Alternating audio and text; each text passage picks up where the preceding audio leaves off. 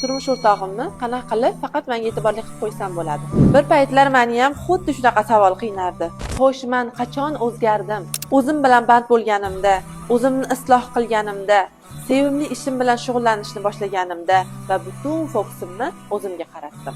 Ayol kishi o'zini sevimli narsalari bilan shug'ullanganida energiyaga to'lishni boshlaydi va siz xohlaysizmi, yo'qmi, bu ijobiy energiya turmush o'rtog'ingizni sizga yaqinlashtiradi. To'g'ri, bu darajaga kelish oson bo'lmadi, lekin inson harakat qilsa, Alloh fazli bilan hamma narsaga erisha oladi. Shogirdlarim menga sizni kursingizdan keyin butun hayotim o'zgarib ketdi. Nafaqat moddiy, balki oilaviy xotirjamlikka erishdim deb aytishganida kasbimga bo'lgan mehrim yanada oshadi. Siz ham men va shogirdlarim kabi o'z hayotingizni o'zgartirishni xohlaysizmi? Siz men kabi yillaringizni yo'qotmasdan, meni bir necha yillar davomida yig'gan bilimlarimni eng qaymog'ini bitta kursim o'zidayoq o'rganishingiz mumkin. Bizning Hajjomadil klinikamizda professional hijoma va massaj kurslarimiz doimo ochiq.